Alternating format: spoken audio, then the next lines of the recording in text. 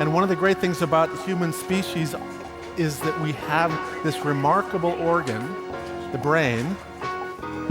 La tête dans le cerveau.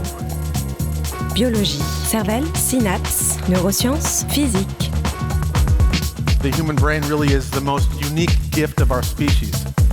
Avec Christophe Rodeau.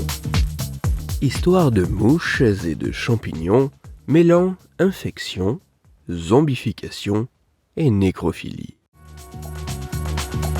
La tête dans le cerveau.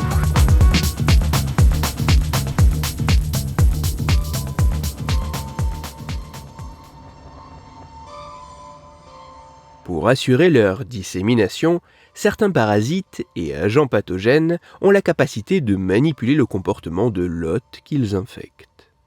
D'autres agents infectieux jouent, eux, sur l'utilisation de signaux trompeurs d'accouplement pour attirer leurs victimes. Assez rares sont les agents pathogènes à faire les deux.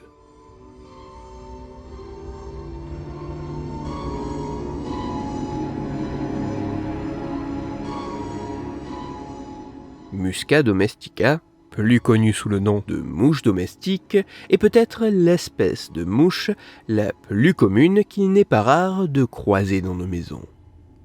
Entomophthora muscae est une espèce de champignon entomopathogène. Autrement dit, il s'agit d'un type de champignon parasitant insectes et autres arthropodes pour sa prolifération. Or, il s'avère que l'hôte de prédilection de Entomophthora muscae se trouve être Musca domestica, et que la contamination par le parasite entraîne la mort de la mouche en quelques jours. Mais ce n'est pas la seule particularité de ce champignon.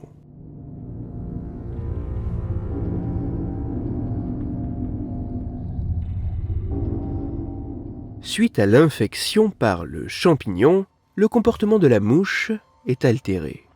Alors que le mycélium se propage dans le corps de l'insecte encore vivant, la présence du champignon semble pouvoir manipuler la mouche pour la pousser à rechercher une position élevée pour y être le lieu de son trépas.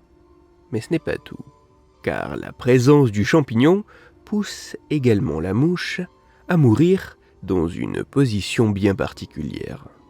Une position, ailes écartées, propice à la décharge des conidies fongiques infectieuses. Une position, ailes écartées, propice à la décharge des spores infectieuses. Mais le cauchemar ne fait que commencer.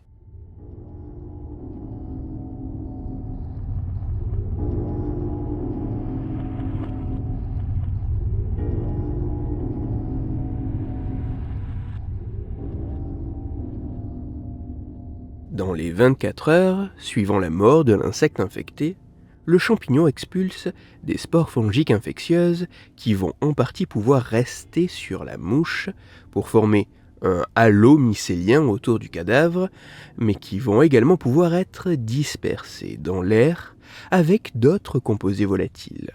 Il apparaît ainsi que les spores expulsés dans l'air pourront infecter d'autres mouches, alors que les composés volatiles auraient la capacité d'attirer à distance d'autres mouches vers le cadavre infecté.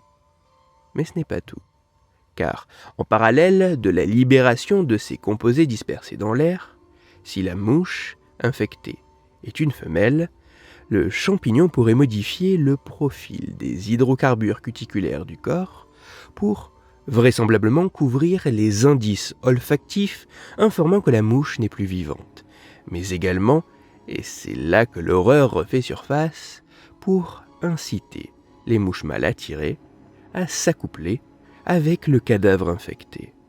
Un accouplement qui favoriserait l'infection de ce mâle par contact, mais qui pourrait également permettre à des spores de pouvoir être transportés de ce mâle nécrophile vers d'autres femelles non encore infectées.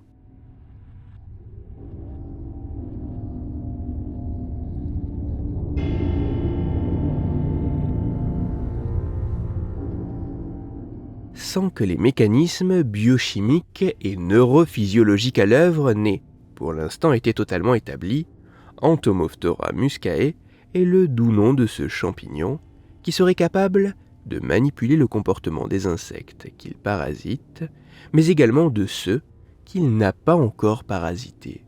Ceci pour assurer sa dissémination.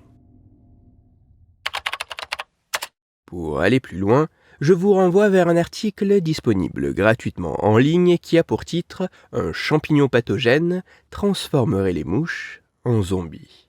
Il est écrit par Fleur Brosseau et il est à retrouver sur le site scienceevie.com. Toutes les études scientifiques m'ayant servi à écrire cet épisode, ainsi que les références de l'article pour aller plus loin, se trouveront sur mon site, Cerveau en argot, dont le lien se trouve dans la description de l'épisode. Dans cet épisode, j'ai parlé de parasitisme et de modification du comportement. C'est pour cela que je vous invite à écouter l'épisode numéro 74 de La tête dans le cerveau. Dans celui-ci, vous pourrez découvrir ou redécouvrir l'histoire d'une guêpe et d'un cafard, mêlant vampirisme, zombification, mutilation, repas d'entrailles et momification.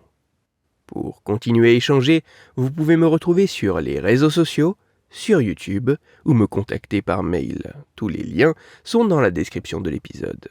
Si pour vous, ce podcast est gratuit et sans publicité, pour moi il représente plusieurs milliers d'heures de travail et me coûte quelques centaines d'euros chaque année.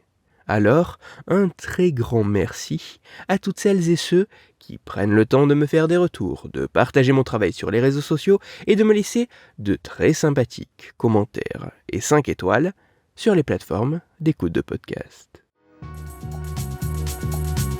Christophe Rodeau. La tête dans le cerveau.